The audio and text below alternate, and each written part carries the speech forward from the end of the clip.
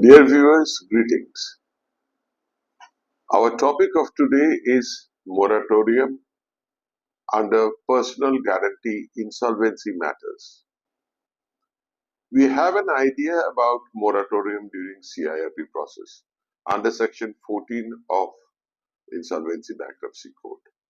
Today we are going to dwell on section 96, that is interim moratorium, and section 101, that is moratorium after the order of under comes out under section 100 of Insolvency Bankruptcy Code.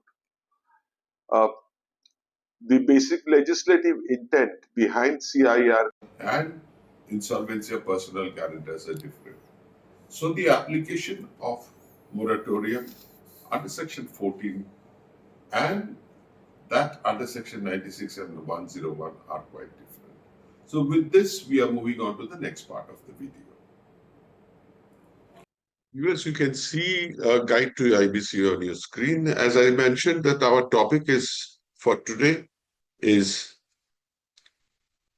moratorium, interim moratorium, as well as moratorium under personal guarantee, insolvency or personal guarantee. So let us first have a look at section 96, which pertains to the moratorium. What does section 96 say?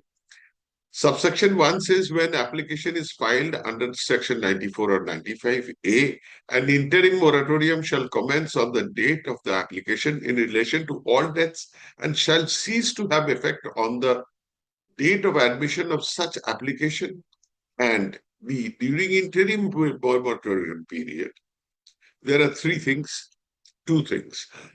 One, a legal action or proceeding pending in respect of the debt shall be deemed to have been stayed, and the creditors of the debtor shall not initiate any legal action or proceeding in respect of any debt.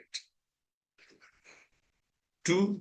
Where application has been made in relation to a firm, interim moratorium under subsection 1 shall operate against all the partners of the firm as on the date of the application. 3. The provisions of subsection 1 shall not apply to the transactions as may be notified by central government in consultation with any financial sector regulator. This is understandable. You can go through the section. But as I say that we would rather go topic-wise, because that helps us in understanding the law in a better way. Now, what I'm going to do is, in order for better understanding, instead of going in the serial order which is mentioned in the topic in the website, I'm going to jumble it up. So we'll first take up the topic number 5, which says that interim moratorium, which is intended to operate by legislature, is primarily in respect of a debt opposed to a debt.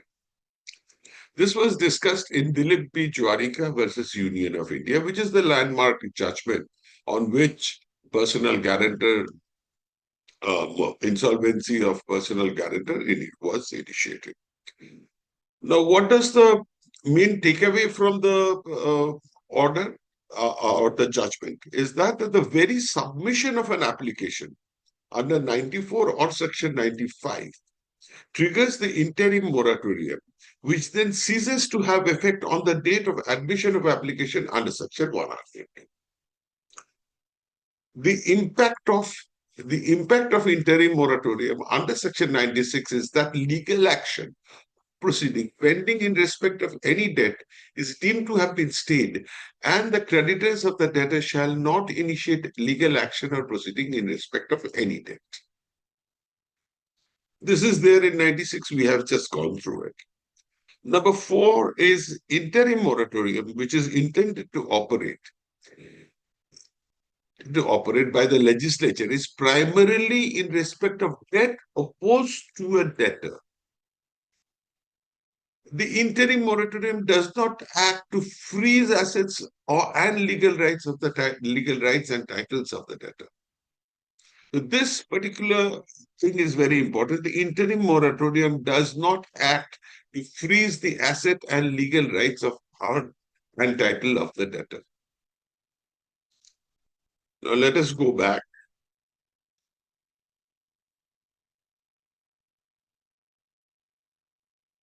Let us look at 3.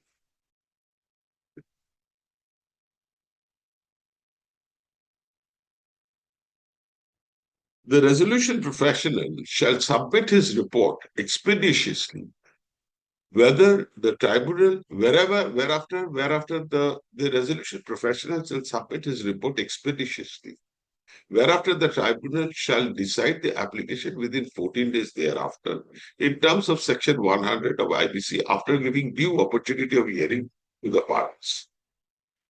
This was considered in Surendra B. Jwarika versus Omkara by Bombay High Court. Now, the main takeaways are what?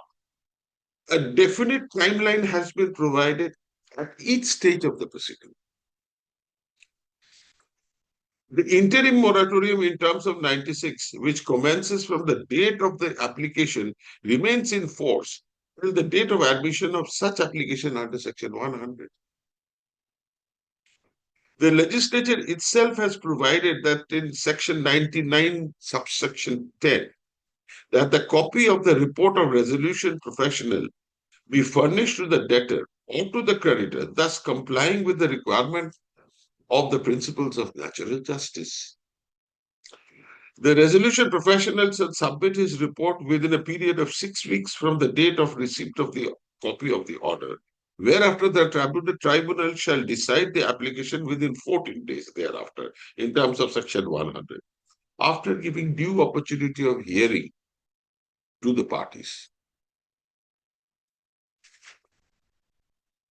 So that means the principles of natural justice is already taken into account. Now let us go back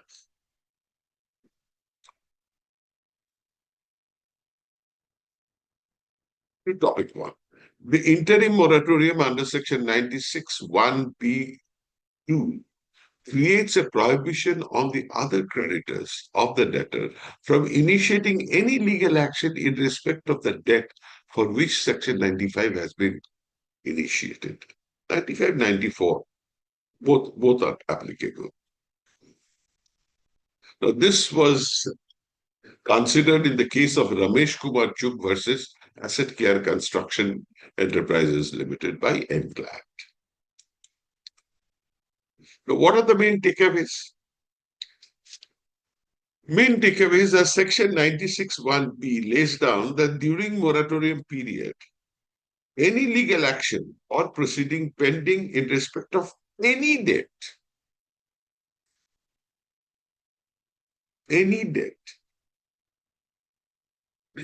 shall be deemed to have been stayed, and the creditors of the debtor shall not initiate any legal action or proceeding in respect of any debt.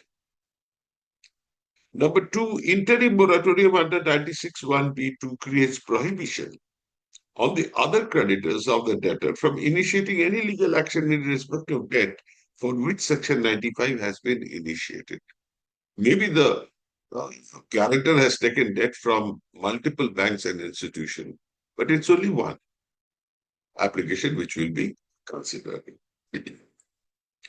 Moratorium imposed under Section 96 of IBC would strictly apply to security interest created by the applicant in his personal capacity, wherein personal guarantee is given in respect of the operational debt qua White Line Enterprises. Here, White Line Enterprises was the.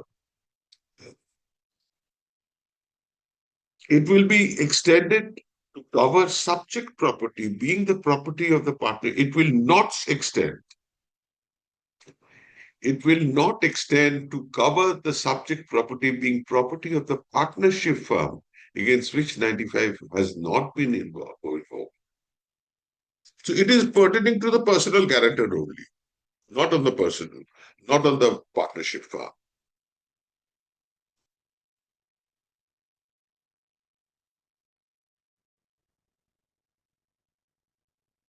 Let us now go to topic 4. This in my earlier podcast I had mentioned, only when application is filed without any defects and satisfying the statutory procedure and requirements of filing, and only when the adjudicating authority numbers the application, there can be a legal acceptable filing of the application, and the interim moratorium contemplated under Section 96(1)(b)(1) will commence. This was decided in the case of Gent Hankachen versus Union of India by Kerala High Court. Now, to summarize the main takeaways, as long as the petitioner's application is not duly numbered by NCLT, the interim moratorium contemplated under Section 96(b)(1) 96(1)(b)(1) cannot come into operation. Initiation of Section 94 proceeding by partners of an LLP in his capacity as a guarantor cannot be averted to be proceedings initiated by the bank against the petitioner, but in his capacity as a guarantor under the Act SARFAESI Act 2002.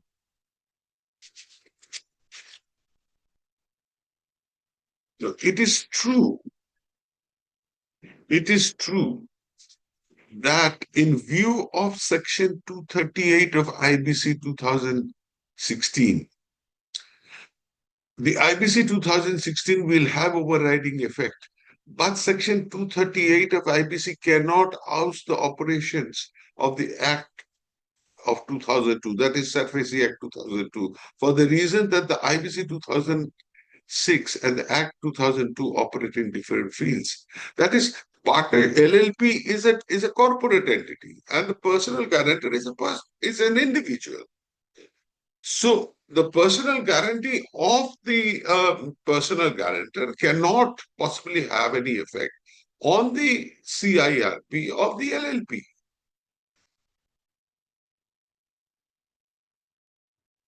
Now,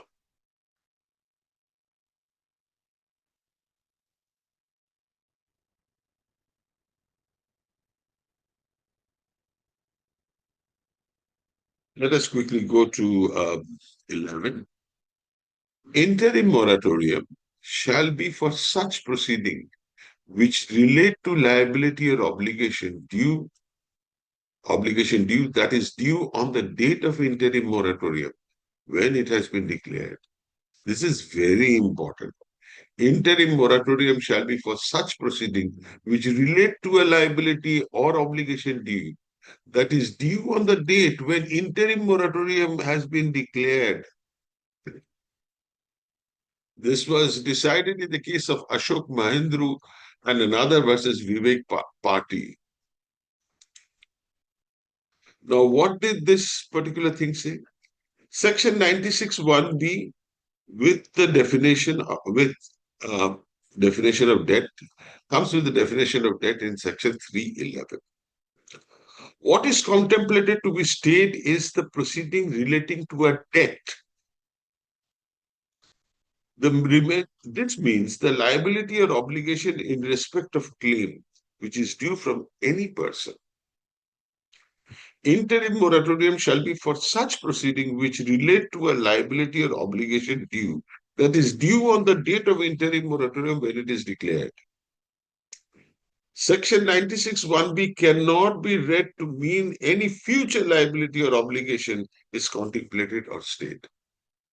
So thus, proceeding under Section 92 or 66 or 43, whatever it is, I mean, no future debt which can accrue is covered under 96. So this is an important aspect we have to understand. Now let us go to topic 6. The moratorium under Section 96 restrictively applied only to debt. The object and purpose of a moratorium under Part 3 is to facilitate repayment stroke resolution of a debt to all categories of debtors. This was decided by Calcutta High Court in others Jhunjhunwala versus State Bank of India. Now, what are the main takeaways? The legislature has applied moratorium under Section 14 of the corporate debtor as a whole. When Section 14 moratorium is applied on corporate debtor, it is for the corporate debtor as a whole. But moratorium under Section 96 is restrictively applied only to the debt. The object and purpose of moratorium is to invite resolution applicants for revival of corporate debtor under Part 2. But in Part 3, however, the purpose of moratorium is to facilitate repayment or resolution of debt of all categories of debtors.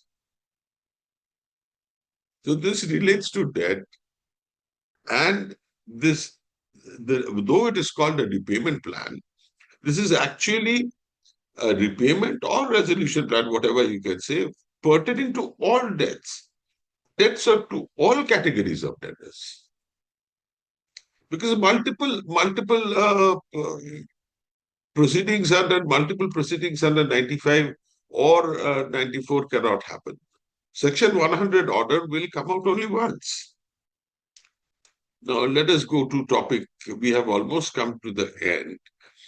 If for the reason of filing 95 application, other proceedings initiated by the rival party are slowed down or affected, then it could not be complained that the invocation of law or remedy in law by other party amounts to abuse of the process of law. So this was decided in the case of Boyd Technology, Constellations Private Limited versus Manyata Realty and others by Karnataka High Court. Now, what are the main takeaways? The moratorium under Section 96 of the Code is a statutory contemplation to operate as a sequitur. A party filing application under Section 95 of the Code would automatically get advantage of operation of 96. For the reason of filing 95 application, other proceedings initiated by the rival party in relation to subject matter are slowed down or affected, then it could not be complained in the invocation of law that the invocation of law or remedy of law or other party amounts to abuse or process of law. Now, we as we had discussed in the last podcast, that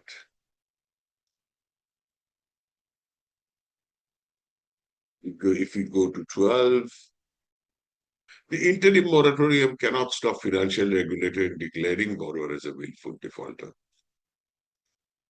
This was decided in the case of Jagdish Prasad Sabu versus IDBI Bank Limited by Gujarat High Court. Similarly, if we come to topic 16, it says that moratorium under Section 101, which reprises Section 96, will not bar continuation of a criminal action. Thus, prosecution under Section 138 of NI Act may continue. This was decided in the case of Rakesh Bhanot versus Messrs. Gurdas Agro Private Limited. Though a little different, if we even Saranga Anil Kumar Agarwal versus Bhavesh Dhirajlal Shah and others, civil appeal, Supreme Court held it, but therein they were of a little different opinion pertaining to 138 NI Act petition. But the later being a more recent judgment, we would rather go by that. Now let us go to Section 101. We know that once a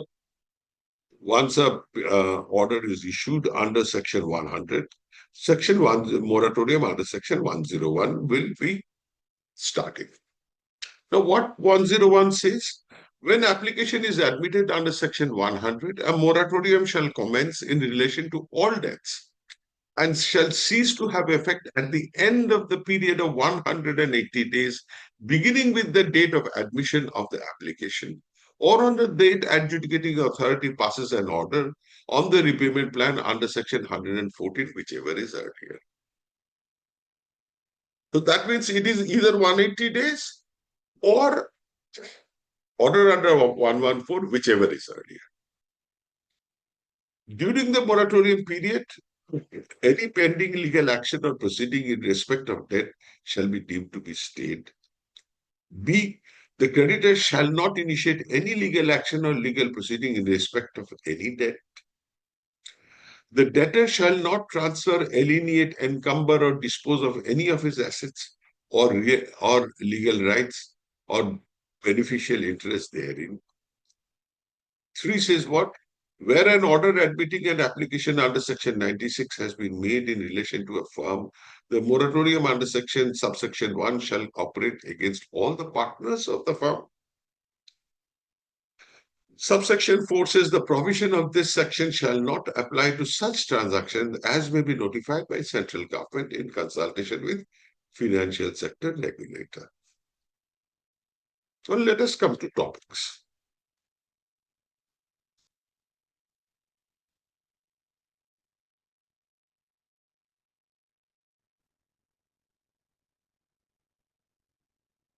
Now, number 1 says, once moratorium commences, no other creditor can initiate any legal action or proceeding in respect of any debt.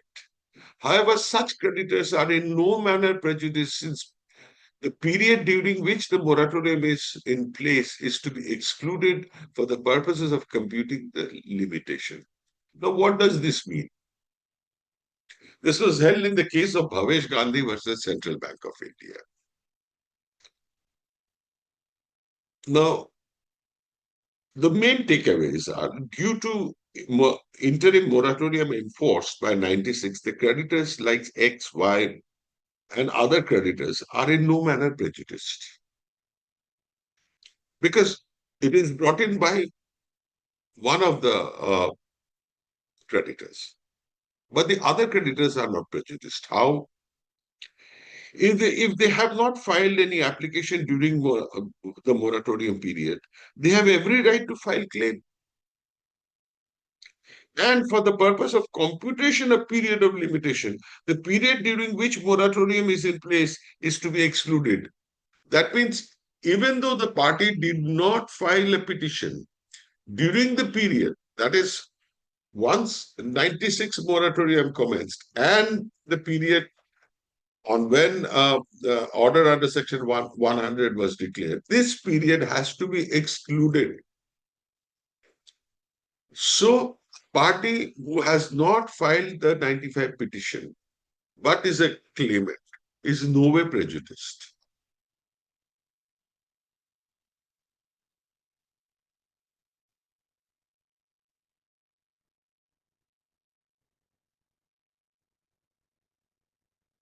There is no constitutional bias with respect to moratorium under section 101 of Insolvency Bankruptcy Code 2016. This was stated in the case of Mukund Chaudhary versus Union of India by Supreme Court. So what it says, there is no merit in the present writ petition which challenges the constitutional bias of section 101 of Insolvency Bankruptcy Code 2016, which fixes an outer limit of 180 days for the operation of moratorium. The object and purpose of moratorium in the two situations, that is corporate insolvency and individual insolvency, is entirely different. One looks for a resolution of the corporate debtor.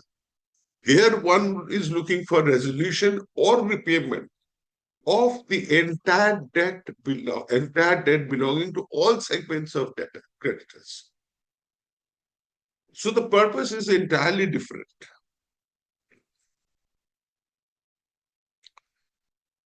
Now,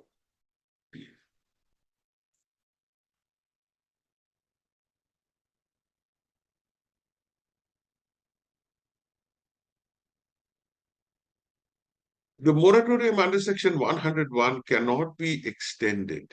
It is for the period of 180 days from the commencement of insolvency or the date on which the order is passed by a triggering authority for repayment plan, whichever is earlier. This was stated in the case of Anil Kumar versus Mukund Chaudhary in by NCLAT. Now, what it says that Section 101 provides that when application is admitted under Section 100, a moratorium shall commence in relation to all debts and shall cease to have effect at the end of the period of 180 days. Thus, the provision itself provides for the cessation of moratorium, which is a statutory scheme as defined by Section 101, subsection 1. Thus, no extension of moratorium can be allowed. In view of the express provision in Section 101(1) limiting the moratorium period to 180 days on, on the date when the order is passed by adjudicating authority for repayment plan, whichever is earlier. So that means the moratorium cannot be extended. It is for a period of 180 days. Thereafter, anything can happen. So basically, we have gone through the interim moratorium and interim moratorium under Section 96, as well as a moratorium under Section 101. Basically, the concept is same. It is pertaining to the debt, all types of debts, which pertain to the which relate to the personal characters. And what the objective of the legislation is to look for a resolution or repayment of all categories of debts. But it is not as comprehensive as Section 14 of IBC, which we have to understand. As we say, like criminal action under Section 138, or maybe any other statutory criminal action, that is not excluded. That 96, neither 96 nor 101 will operate there. So there are exceptions because the objective of the personal guarantee insolvency is entirely different from resolution plan. Viewers, you have been able to understand what interim moratorium and interim moratorium under Section 96 of IBC and 101 of IBC are. Basically, the purpose is same. It pertains to the debt, all types of debts pertaining to the personal guarantor. And the legislature is looking for a consolidated repayment plan pertaining to all the debts so that the recurrence of this does not happen. Once a repayment plan is accepted, it acts as a resolution for all the debts. But there are certain differences between moratorium under Section 14 of IBC, which applies to corporate debtors, and moratorium under Section 96 or 101. Section 14 of IBC pertains to corporate debtor. It involves a moratorium pertaining to corporate debtor as a whole. But whereas in 96 and 101, it pertains to the debt only. It does not, and debt means what? The debt on the date when moratorium starts. It doesn't relate to future debts. Furthermore, criminal actions are no way connected to this. We will also see that this also does not affect to excluded debts, which pertain to Section 7915 of IPC. Excluded debts are what? Are fines and things which are imposed by courts and tribunals. So with this, we move on to the next part of the video. Thank you. Viewers, we have come to the end of our presentation. I hope you enjoyed it, and let's hope we'll meet again next week. Thank you. Bye for now.